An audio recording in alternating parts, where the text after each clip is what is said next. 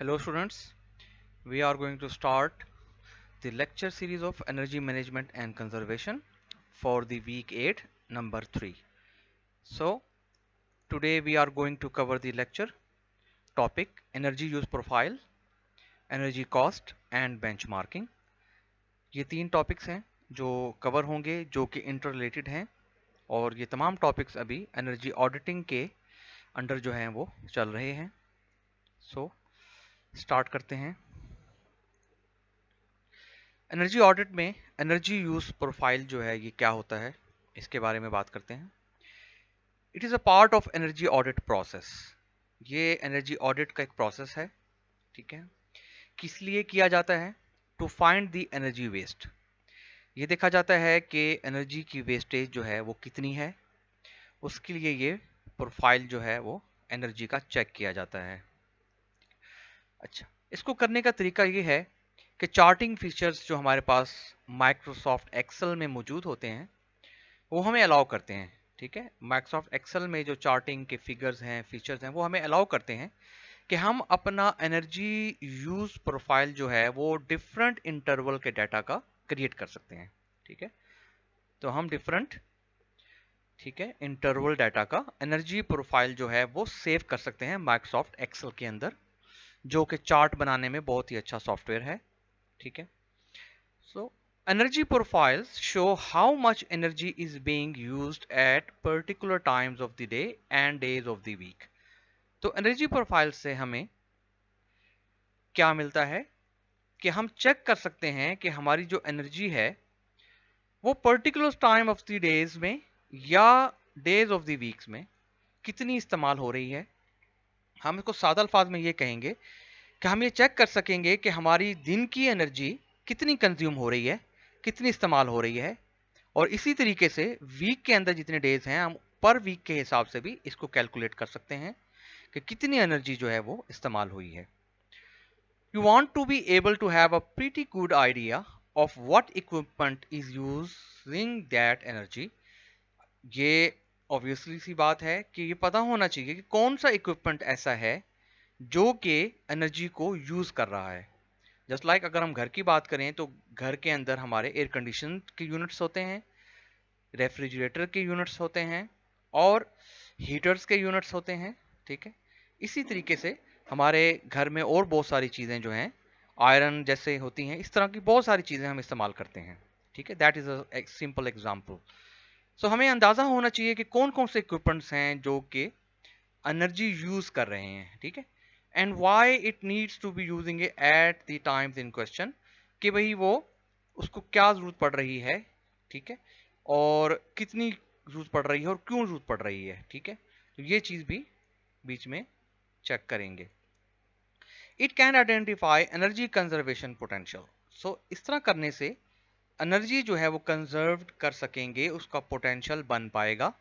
ठीक है. इससे आइडेंटिफाई हो पाएगा. और एक सॉफ्टवेयर है एनर्जी लेंस से. It is good software.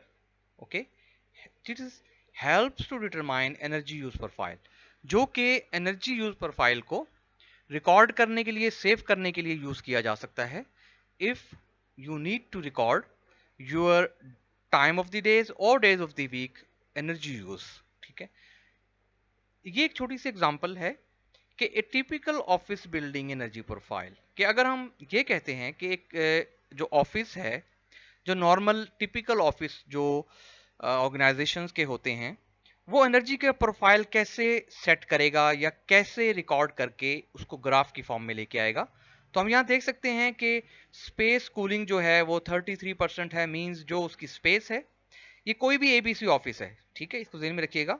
ये कोई भी ऑफिस है, नॉर्मली ए टिपिकल ऑफिस बिल्डिंग जो है वो उसका ये एनर्जी प्रोफाइल होता है. ठीक है. इसको हम कंपेयर कर सकते हैं विद रिस्पेक्ट टू के टिपिकल ऑफिस बिल्डिंग. लाइटनिंग जो है वो 27% जो है वो यूज करती है टोटल एनर्जी का. ऑफिस के बाकी जो चीजें हैं वो 7%. इक्विपमेंट्स जो यूज हो रहे होंगे वो 6%, जस्ट लाइक प्रिंटर्स, कंप्यूटर्स, इस तरह की चीजें. वेंटिलेशन जो है वो 3% यूज करेगी. Refrigerator 3%, cooking 4%, water heating 7%. सो ये एक प्रोफाइल है टिपिकल ऑफिस बिल्डिंग का। इसी तरीके से इंडस्ट्री का भी एक अपना एनर्जी यूज प्रोफाइल होगा, इसी तरीके से घर का भी एनर्जी यूज प्रोफाइल बन सकता है। So let's move to the next slide. Energy audit जो है वो कितने टाइप्स के एनर्जी प्रोफाइल रखते हैं, ठीक है। Types of audits required to construct energy use. इसमें पहला देखते हैं एनवेलप ऑडिट, ठीक है। ये क्या है? Determine the amount of energy required for a particular area, ठीक है, कि पर्टिकुलर एरिया की जो एनर्जी है उसको डिटरमाइन किया जाए कि कितनी अमाउंट ऑफ एनर्जी जो है वो पर्टिकुलर एरिया की है। And identifies energy conservation opportunities. और जब हम अमाउंट ऑफ एनर्जी जो है वो पर्टिकुलर एरिया की जो हमें पता चल जाएगी तो फिर हम क्या करेंगे, ये आइडेंटिफाइज करेंगे कि कंजर्वेशन अपॉर्चुनिटीज जो हैं वो आइडेंटिफाई हो रही हैं कि नहीं हो रही। एनवेलप ऑडिट में हमारे पास एरियाज जो हैं वो कौन कौन से हैं? हीटिंग के हैं, वेंटिलेशन एंड एयर कंडीशनिंग है, बिल्डिंग की lighting and domestic hot water और एयर डिस्ट्रीब्यूशन। ये तमाम पार्ट्स जो हैं, एरियाज जो हैं पर्टिकुलर, वो एनवेलप ऑडिट में आते हैं। अब जो इसमें बी पार्ट है वो है प्रोसेस ऑडिट, ठीक है। इनमें कौन कौन से एरियाज हैं ये भी देख लेते हैं। This audit determine the amount of energy required for each process function, ठीक है। पहले वाले में था पर्टिकुलर एरिया, अब यहां पर क्या होगा, ईच प्रोसेस फंक्शन।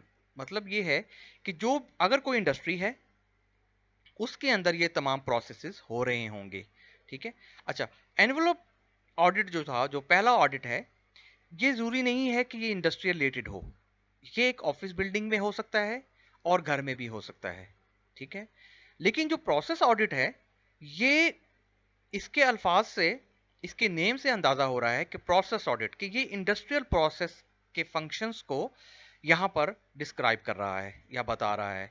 तो इसलिए ईच प्रोसेस फंक्शन जो हो रहे होंगे, ठीक है, और अमाउंट ऑफ एनर्जी जो रिक्वायर्ड होगी प्रोसेस फंक्शन को चलाने के लिए, ये वो ऑडिट होगा और आइडेंटिफाई करेगा एनर्जी कंजर्वेशन अपॉर्चुनिटीज। तो इसमें कौन कौन से प्रोसेस होंगे जो इंडस्ट्री के अंदर, और एरियाज कौन कौन से होंगे? एक तो ये होगा मशीनरी का तमाम प्रोसेस जो हो रहे होंगे इक्विपमेंट्स के, वो होगा। और heating, ventilation, air conditioning process जो हो रहे होंगे इंडस्ट्री में, वो भी इसका हिस्सा होगा। हीट ट्रीटमेंट, वो इसका हिस्सा होगा। और फर्नेसेस भी इसका हिस्सा होगा। और प्रोसेसेस में जितनी भी और चीजें ऐड हो जाएंगी या हो सकती हैं इंडस्ट्री के अंदर, वो भी इस प्रोसेस ऑडिट का हिस्सा बन सकता है। और नंबर थर्ड पे सी जो है वो ट्रांसपोर्टेशन ऑडिट है। ये क्या है? This audit determines the amount of energy required for truck, cars, vehicles and forklifts. So इनको चलाने के लिए ट्रक, कार्स, व्हीकल्स, फॉरक्लिफ्ट्स, क्योंकि ये भी इंडस्ट्री का बहुत इंपॉर्टेंट हिस्सा है। इसके बगैर किसी भी इंडस्ट्री को रन नहीं किया जा सकता, क्योंकि प्रोडक्ट्स को जो है वो एक जगह से दूसरी जगह डिस्ट्रीब्यूट करना होता है। सामान को पैलेट्स की शक्ल में फॉर्कलिफ्ट जो है वो उठाते हैं, और बहुत सारा काम जो है वो ट्रक्स, कार्स की फॉर्म में किया जाता है। तो ट्रांसपोर्टेशन ऑडिट के अंदर एनर्जी यूज प्रोफाइल जो है वो इन चीज़ों की होगी कि वो कौन कौन सी एनर्जी जो है रिक्वायर्ड है इन तमाम ट्रांसपोर्टेशन को चलाने के लिए। और फाइनल है utility audit. This audit analyses the monthly, daily और yearly energy use for each utility. So हर यूटिलिटी के हिसाब से उसका मंथली, डेली या ईयरली यूजेज को एनालाइज किया जाएगा। तो एनर्जी यूज प्रोफाइल्स में टाइप्स ऑफ ऑडिट जो हैं कि एनर्जी जो है वो कैसे कंस्ट्रक्ट होके इस्तेमाल होगी, तो वो ये सारे के सारे चार जो हैं वो लिखे हुए हैं। अब नेक्स्ट चलते हैं, अंडरस्टैंडिंग एनर्जी कॉस्ट्स। के एनर्जी कॉस्ट को हम कैसे अंडरस्टैंड करेंगे उसको देख लेते हैं। Understanding energy cost is vital factor for awareness creation and saving calculations. कि जब तक हमें एनर्जी कॉस्ट के बारे में अंडरस्टैंडिंग नहीं होगी, हम उसको नहीं समझ पाएंगे कि एनर्जी कॉस्ट कितनी है, कैसे कैलकुलेट होगी। हम कभी भी अवेयरनेस नहीं कर पाएंगे किसकी, एनर्जी सेविंग की और क्रिएशन की। क्रिएशन मतलब है कि हम उसको पैदा करें, किसको, सेविंग को। तो पैदा करने के लिए अवेयरनेस होगी ठीक है, क्रिएट उसको बाद क्रिएट करेंगे और क्रिएट करने के बाद उसकी कैलकुलेशंस करेंगे। ठीक, in many industries sufficient meters, बहुत सारे meters may not be available to measure all the energy used. ठीक है, बहुत सी इंडस्ट्रीज में कुछ मीटर्स हैं वो शायद एक्सपेंसिव होंगे या पोर्टेबल मीटर्स उनके पास अवेलेबल नहीं होंगे, तो वो क्या करते हैं कि ऑल द एनर्जी जो है वो ईच एंड एवरी इक्विपमेंट नहीं चेक कर सकते। मतलब ये है कि अगर एक इंडस्ट्री में 50 इक्विपमेंट लगे हुए हैं या 50 प्रोसेसिंग यूनिट्स हैं, तो वो हर एक के साथ वो मीटर नहीं लगाएंगे, कनेक्ट नहीं करेंगे, कि उससे खर्चा बढ़ जाएगा, एक्सपेंसिव हो जाएगा, कॉस्ट इंक्रीज कर जाएगी। ठीक है, तो उसके लिए क्या करते हैं, in such cases invoices for fuels and electricity will be useful, कि जो इनवॉइसेस फ्यूल्स के लिए यूज हुई हुई हैं या इलेक्ट्रिसिटी की जो बिल्स आए हुए हैं या इनवॉइसेस आए हुए हैं वो इस्तेमाल किए जा सकते हैं। ठीक है, अगर मीटर्स जो हैं वो मेजरिंग के लिए अवेलेबल नहीं है। अच्छा, थर्ड पॉइंट है the annual company balance sheet is the other sources.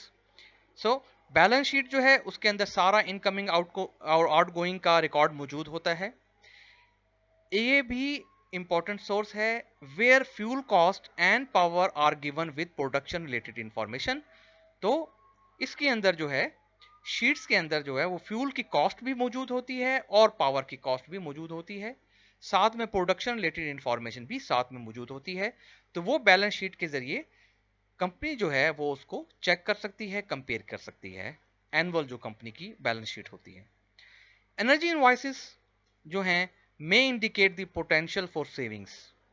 Invoices बता देती हैं कि अगर आपका जो एनर्जी है की कॉस्ट है वो कितनी आ रही है as per your production volume. ठीक है, अगर उससे अंदाजा हो जाएगा कि सेविंग जो है वो पोटेंशियल है कि नहीं, सेविंग हो पाएगी कि नहीं हो पाएगी, तो वो इंडिकेट करती हैं invoices when related to production requirements और to air conditioning requirement, space heating, कि अगर प्रोडक्शन रिक्वायरमेंट्स को चेक करना हो, ठीक है, पोटेंशियल के हिसाब से कि सेविंग हो सकती है कि नहीं हो सकती, और एयर कंडीशनिंग रिक्वायरमेंट और स्पेस हीटिंग के हिसाब से इनवॉइसेस देख के, एनर्जी की बिल्स देख के चेक किया जा सकता है कि कितनी इसके बिल्स आए हैं, कितनी जो है वो कॉस्ट लग गई है, तो क्या इसमें इतना पोटेंशियल है कि प्रोडक्शन जो है उसकी आप बेहतर कर सकते हैं उसकी रिक्वायरमेंट को, और इसी तरीके से एयर कंडीशनिंग और स्पेस हीटिंग को भी बेहतर कर सकते हैं। They can suggest where savings are more likely to be made. Yes, this is a very important point कि अंडरस्टैंडिंग एनर्जी कॉस्ट इसलिए भी जरूरी है कि ये हमें हिदायत देते हैं कि कहां पर एनर्जी सेविंग्स हो सकती हैं, where savings are most likely to be made, मतलब बहुत बेहतर अंदाज से सेविंग्स हम कर सकते हैं। और in later years invoices can be used to quantify the energy and cost savings made through energy conservation measures। आने वाले वक्तों के लिए, आने वाले सालों के लिए, ठीक है, इन लेटर ईयर्स जो इनवाइसेस हैं, ओल्ड इनवाइसेस, उनको रख सकते हैं, क्वांटिफाई किया जा सकता है, यूज किया जा सकता है एनर्जी की कॉस्ट सेविंग्स के लिए। ठीक है, और एनर्जी कंजर्वेशन मेजर्स को इस्तेमाल करते हुए। मतलब कहने का ये हुआ कि जो ओल्ड आपके पास इनवाइसेस हैं इंडस्ट्री की, ऑर्गेनाइजेशन की, ऑफिस की, उनको देखते हुए एनर्जी कंजर्वेशन मेजर्स बनाए जा सकते हैं, कंपेयर किए जा सकते हैं कि लास्ट 3-4 सालों में जो एनर्जी के इनवाइसेस थे वो उनके पैटर्न चेक किए जा सकते हैं, और उनसे जो सेविंग्स जो हैं वो सजेस्ट होंगी, निकलेंगी, और बेहतर अंदाज से सेविंग्स को, कॉस्ट को रिड्यूस किया जा सकता है।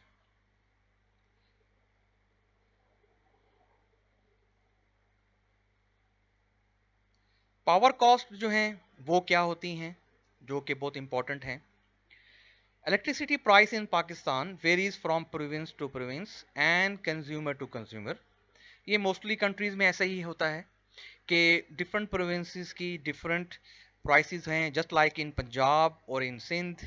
सिंध में जो है वो के इलेक्ट्रिक जो है वो कराची को स्पेशली के इलेक्ट्रिक जो है वो यूज़ कर रही है, उसको चला रही है। अगर हम पंजाब में आए तो हमारे पास यहाँ पर भी डिफरेंट जो हैं वो एनर्जी के इदारे हैं, और हर रीजन के जो हैं वो डिफरेंट इदारे बने हुए हैं।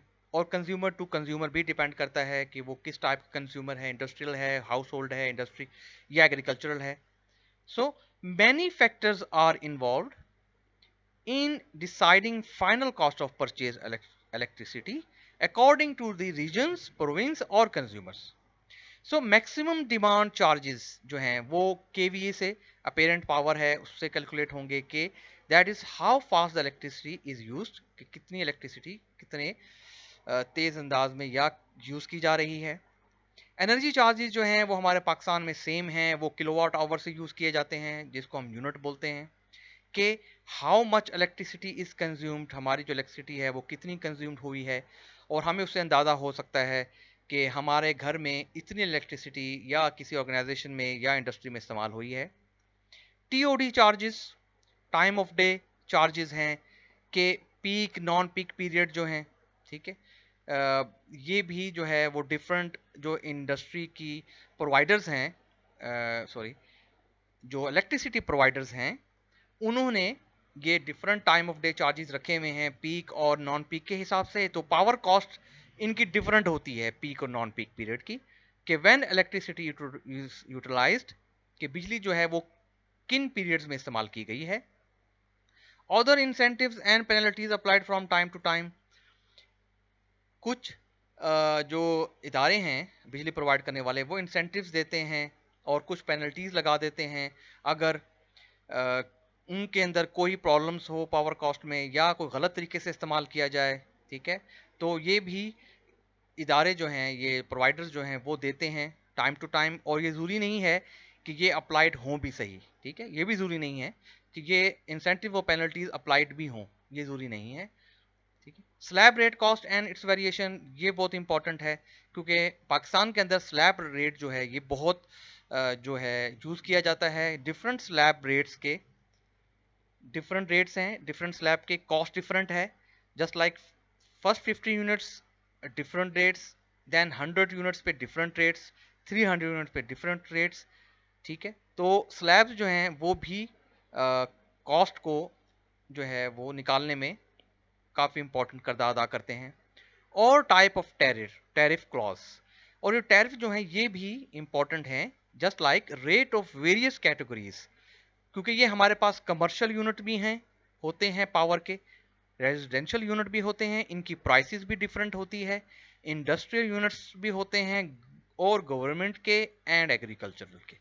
तो हमारे मुल्क में कॉस्ट जो है वो पावर की डिफरेंट है according to the various categories and tariffs, जो कि मोस्टली आप लोग जानते हैं कि commercial, residential, industrial, government, agriculture के हिसाब से डिफरेंट कैटेगरीज हैं।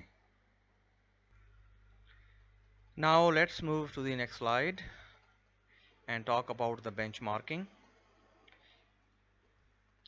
So benchmarking जो है वो क्यों इस्तेमाल की जाती है और क्यों किया जाता है एनर्जी ऑडिट में। Benchmarking of energy consumption internally, तो ये दो टाइप्स की हैं, एक है इंटरनली और दूसरी है एक्सटर्नली। तो इंटरनली में जो है वो हिस्टोरिकल एंड ट्रेंड एनालिसिस देखा जाता है, ठीक है, ठीक। एनर्जी कंजप्शन का जो हिस्टोरिकल एंड ट्रेंड एनालिसिस है we will termed as internally, उसको हम कहेंगे कि ये इंटरनली बेंचमार्किंग है या इंटरनल बेंचमार्किंग है। और जो सेकंड है एक्सटर्नली, उसको हम कहेंगे अक्रॉस सिमिलर इंडस्ट्रीज, कि जब दो इंडस्ट्रीज को कंपेयर करेंगे, ठीक है, उसकी एनर्जी कंजम्पशन को, उसको हम कहेंगे एक्सटर्नल या externally benchmarking. Are two powerful tools for performance assessment. इससे फायदा ये होगा कि परफॉर्मेंस की असेसमेंट होगी, जब तक बेंचमार्किंग नहीं होगी तो असेसमेंट जो है परफॉर्मेंस की नहीं निकाली जा सकती जब तक कंपैरिजन नहीं होगा। And logical evolution of possibilities for improvement, और लॉजिकल एवोल्यूशन होंगे, जेन्युइन जो हैं वो रिजल्ट्स जो हैं वो मिल पाएंगे, पॉसिबिलिटीज उसमें निकल आएंगी किसकी इंप्रूवमेंट के लिए, ठीक है। सो बेंचमार्किंग का to are of two types. One is internally, means historical and trend analysis, just like आप पिछला ट्रेंड देखेंगे बिल्स का, each and everything, energy consumptions का। और एक्सटर्नली ये होगा कि एक इंडस्ट्री का किसी भी जैसी दूसरी, तीसरी, चौथी, पांचवी कितनी भी इंडस्ट्रीज हैं उनके साथ कंपैरिजन हो, और फिर क्या होगा उससे ये होगा कि इंप्रूवमेंट होगी, पॉसिबिलिटीज की हो सकती हैं बहुत ज्यादा, ठीक है। लॉजिकल जो एवोल्यूशन मतलब ओरिजिनली। हिस्टोरिकल डाटा जो है वो क्या है, well documented helps to bring out energy consumptions, बिल्कुल सही बात है कि हिस्टोरिकल डाटा से हम चेक कर सकते हैं कि हमारी जो एनर्जी कंजप्शन है वो डॉक्यूमेंटेड फॉर्म में मिलेगी हमें, ठीक है, डॉक्यूमेंटेड फॉर्म में रिकॉर्ड में मौजूद होगी। And cost trends month wise and day wise, और जो कॉस्ट हैं, जो ट्रेंड एनालिसिस होगा कॉस्ट का, वो हम मंथ वाइज और डे वाइज भी देख सकते हैं। जस्ट लाइक हमारे इलेक्ट्रिसिटी बिल्स में मंथ्स वाइज का जो ट्रेंड है वो हमें मिल जाता है। और इंडस्ट्री जो है वो डे वाइज भी देख सकती है for the consumption of electricity या पावर, क्योंकि एनर्जी में जो पावर कंजप्शन है, एनर्जी की कंजप्शन है, वो बहुत ज़्यादा है, बहुत ज़्यादा होती है। डेली जो है वो हज़ारों यूनिट्स में जो है वो कंजप्शन जा सकती है। ट्रेंड एनालिसिस जो है वो इसमें क्या कहलाया जाएगा? Trend analysis of energy consumption में कॉस्ट, रेलिवेंट प्रोडक्शन फीचर्स होंगे, ठीक है, स्पेसिफिक एनर्जी कंजप्शन होगी, help to understand effects of capacity utilization on energy use efficiency and cost on a broader scales पे।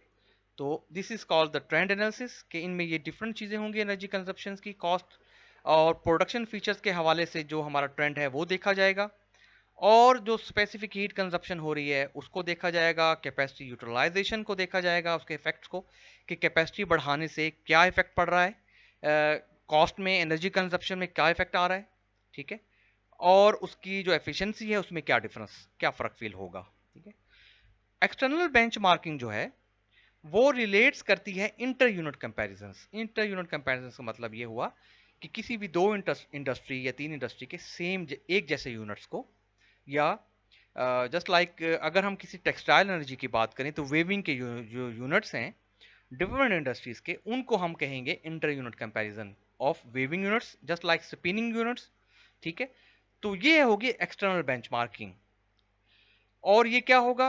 Across A group of similar units, वही बात जो मैंने भी बताई आपको कि सिमिलर यूनिट्स होने चाहिए लेकिन डिफरेंट इंडस्ट्रीज के, एक इंडस्ट्रीज के नहीं, डिफरेंट इंडस्ट्रीज के यूनिट्स हों, उनको कंपैरिजन किया जाए, इसको हम जो है वो एक्सटर्नल बेंचमार्किंग कहेंगे। और फ्यू कंपैरेटिव फैक्टर्स जो हैं वो क्या हो सकते हैं जो कि कंपैरिजन किए जाएंगे इंटर यूनिट कंपैरिजन के अंदर, which need to be looked into while benchmarking externally, और स्केल ऑफ ऑपरेशन देखा जाएगा कि क्या जो इंटर यूनिट कंपैरिजन करने जा रहे हैं उसका स्केल भी सेम है कि नहीं है, कि एक लार्ज स्केल पे प्रोडक्शन कर रहा है, दूसरी इंडस्ट्री छोटे स्केल पे प्रोडक्शन कर रही हो, तो फिर पावर की जो या एनर्जी कंजप्शन की जो कॉस्ट है या उसका जो रिकॉर्ड है उसको बनाने के लिए स्केल ऑफ ऑपरेशन को भी चेंज करना पड़ेगा, उसको भी स्केल करना पड़ेगा।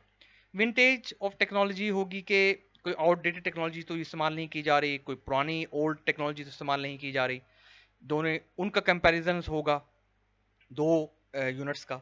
रॉ मटेरियल स्पेसिफिकेशंस ये भी देखे जाएंगे कि जो रॉ मटेरियल है उसकी जो स्पेसिफिकेशन है, क्या वो दोनों यूनिट सेम यूज कर रहे हैं या डिफरेंट क्वालिटी के यूज कर रहे हैं, ठीक है। एंड क्वालिटी, ये वही बात यहां पर भी आ गई, प्रोडक्ट स्पेसिफिकेशन क्वालिटी, और जो फाइनल प्रोडक्ट बन रही है उसकी जो स्पेसिफिकेशन एंड क्वालिटी है वो कैसी है, क्या वो दोनों की सेम है या ग्रेड में कोई फर्क आ रहा है। तो ये सारे कंपैरेटिव फैक्टर्स जो हैं ये inter unit comparison for the external branching, ठीक है, करने पड़ेंगे और उनको देखना पड़ेगा, तब जाके ठीक अंदाज से बेंचमार्किंग जो है वो हो पाएगी। अब बेंचमार्किंग की अगली स्लाइड देख लेते हैं। बेंचमार्किंग एनर्जी परफॉर्मेंस परमिट्स, कि बेंचमार्किंग जो एनर्जी परफॉर्मेंस क्या चीज परमिट्स करती है, उससे क्या फायदा मिल सकता है। अच्छा, quantification of fixed and variable energy consumption trends regarding production level. तो हम क्वांटिफाई कर सकते हैं प्रोडक्शन लेवल के हिसाब से कि फिक्स्ड और वेरिएबल एनर्जी कंजप्शन में क्या फर्क पड़ रहा है, ट्रेंड में क्या आ रहा है। अगर फिक्स करते हैं इसको प्रोडक्शन को या वेरिएबल करते हैं एनर्जी कंजप्शन को, तो उसकी क्वांटिफाई कर पाएंगे, ठीक है, ट्रेंड्स देख पाएंगे कंजप्शन का with respect to production levels के हिसाब से, कि लेवल्स इंक्रीज या कम ज्यादा करके। Comparison of the industry energy performance, उसकी एनर्जी परफॉर्मेंस को हम कंपैरिजन कर पाएंगे with respect to various production levels, ठीक है, प्रोडक्शन के डिफरेंट लेवल्स क्या हैं, इनकी कैपेसिटी क्या है, ठीक है, जस्ट लाइक कैपेसिटी यूटिलाइजेशन।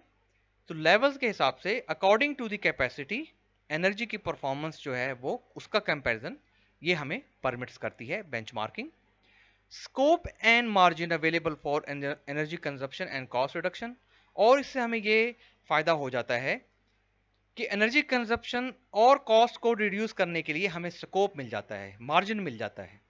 ठीक है, क्योंकि बेंचमार्किंग करने से अंदाजा हो जाता है कि दूसरी इंडस्ट्री अगर ये सेम इक्विपमेंट यूज कर रही है और सेम रॉ मटेरियल और इस तरीके से जो बाकी रिक्वायरमेंट्स वो पूरी कर रही है, तो और हमारे एक दूसरी इंडस्ट्री में कंजप्शन भी अगर पावर की ज्यादा हो रही है या कॉस्ट ज्यादा आ रही है, तो कहीं ना कोई प्रॉब्लम है। ठीक है, या तो मटेरियल में कोई प्रॉब्लम आ रहा है कहीं ना कहीं से, ठीक है, या तो मटेरियल में कोई इशू है, या कोई टेक्नोलॉजी ठीक इस्तेमाल नहीं हो रही, ठीक है, और प्रोडक्ट की क्वालिटी मुतासिर हो रही है, या ऐसा है कि हर चीज कंप्लीट है, रॉ मटेरियल भी ठीक है, क्वालिटी भी ठीक है, स्केल ऑफ ऑपरेशन भी सेम है, लेकिन टेक्नोलॉजी सेम नहीं है। तो इससे भी क्या होगा, इससे भी जो है ना वो फर्क पड़ेगा कंजप्शन और कॉस्ट रिडक्शन के अंदर। ठीक है, gross production related benchmark parameters वो कैसे चेक किए जाएंगे, ग्रॉस लेवल पे अगर प्रोडक्शन की जाएगी उनके बेंचमार्किंग के पैरामीटर्स क्या होंगे, इनके कुछ एग्जांपल्स हैं वो देख लेते हैं।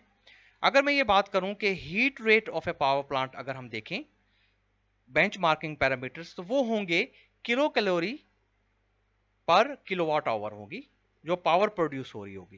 ठीक है, तो ग्रॉस प्रोडक्शन होगी, बेंचमार्किंग का ये पैरामीटर जो है किलो कैलोरी पर किलोवाट आवर हमेशा चेक किया जाएगा, परमिट्स करेगा किस चीज के लिए, heat rate of A power plant के लिए।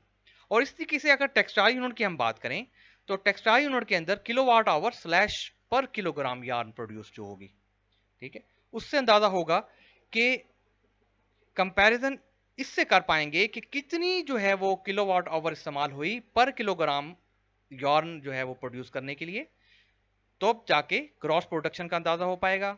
और फाउंड्री के अंदर जो कि स्टील की फाउंड्री होती है, उसके अंदर कैसे चेक करेंगे कि kilowatt hour per metric ton liquid metal output जो है वो कितना खर्चा हुआ, मतलब उस पर कितने किलोवाट आवर जो है वो इस्तेमाल हुई पर मेट्रिक टन, किसको प्रोड्यूस करने के लिए, लिक्विड मेटल को प्रोड्यूस करने के लिए फाउंड्री के अंदर। तो इस जैसी बहुत सारी एग्जांपल्स हैं, हर इंडस्ट्री का अपने यूनिट्स हैं और हर इंडस्ट्री के अपनी ग्रॉस प्रोडक्शन बेंचमार्किंग पैरामीटर्स हैं, लेकिन यहां पर जस्ट 3 जिक्र किए गए हैं। और इस तरीके से इक्विपमेंट पर यूटिलिटी रिलेटेड क्या हो सकते हैं कि अगर हम बात करें डीजल पावर जनरेशन के अंदर, प्लांट के अंदर, तो वो हम चेक करेंगे यूटिलिटी रिलेटेड इक्विपमेंट जो होगा वो होगा किलोवाट आवर स्लैश लीटर। ठीक है, कि डीजल पावर जनरेटर जो है प्लांट में वो 1 किलोवाट आवर जनरेट करने के लिए कितने लीटर डीजल यूज कर रहा है। ठीक है, ये इक्विपमेंट यूज करेगा एनर्जी, क्या कहते हैं इसको, पावर को बनाने के लिए यूटिलिटी रिलेटेड।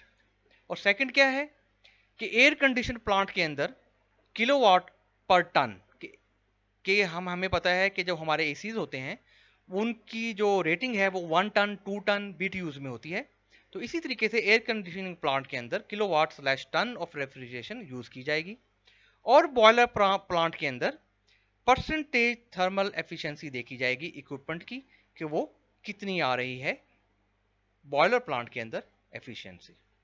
और बेंचमार्क जो है वो are refer to meaningful comparison among peers, के हम इसको ये कह सकते हैं कि वो सही अंदाज में कंपैरिजन कर पाए डिफरेंट पीयर्स के दरमियान, just like for a power plant और को generation plant, plant percentage loading ये चेक की जाएगी।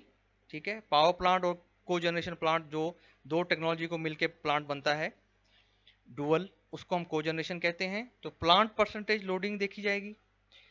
Condenser vacuum, inlet cooling water, ठीक है, temperature would be important factors to be mentioned alongside heat rate, kilo calorie पर किलोवाट आवर। ठीक है, तो ये तमाम के तमाम जो हैं ये पावर प्लांट में चेक किए जाएंगे। ठीक है, फॉर ए पावर प्लांट में को जनरेशन प्लांट के अंदर प्लांट परसेंटेज लोडिंग देखी जाएगी। ठीक है, और condenser vacuum, inlet cooling water, temperature, ये तमाम फैक्टर्स जो हैं, और साथ में हीट रेट जो है किलो कैलोरी पर किलोवाट आवर, इसको भी देखा जाएगा। और अगर हम टेक्सटाइल यूनिट की बात करें तो इसमें क्या होगा बेंचमार्किंग करने के लिए, average count, type of yarn क्या है, पॉलिएस्टर है या कॉटन है, ठीक है, is to be reported alongside kilowatt hour per square metre. इसी तरीके से बेंचमार्किंग करने के लिए हर एक के डिफरेंट कंपैरिजन स्टैंडर्ड्स बने हुए हैं डिफरेंट इंडस्ट्रीज के। जस्ट लाइक सीमेंट इंडस्ट्रीज के डिफरेंट हैं, और इसी तरीके से शुगर इंडस्ट्रीज के डिफरेंट हैं, पावर प्लांट्स के यहाँ मौजूद हैं, टेक्सटाइल यूनिट के यहाँ मौजूद हैं, और बहुत सारी इंडस्ट्रीज हैं, केमिकल प्लांट्स हैं। हर एक के बेंचमार्किंग के कंपैरिजन स्टैंडर्ड डिफरेंट्स हैं। इक्विपमेंट पर यूटिलिटी रिलेटेड पावर डिफरेंट है। इसी तरीके से gross production related benchmarking parameter भी डिफरेंट है। तो ये सारी की सारी जो है वो एक्सटर्नली जो है वो बेंचमार्किंग के हिसाब से है, क्योंकि इसमें कंपैरिजन होगा with respect to different industries. तो यहाँ तक जो है बच्चों आज का लेक्चर था। आई होप सो कि आपको ये बहुत अच्छी तरीके से समझ आया होगा। अगर इसके अलावा कोई क्वेश्चन आप लोगों का है और आपको कोई बात समझ नहीं आ रही, तो आप लोग मुझे ईमेल कर सकते हैं या मुझे कमेंट सेक्शन में अपना क्वेश्चन पोस्ट कर सकते हैं। Okay, thank you very much.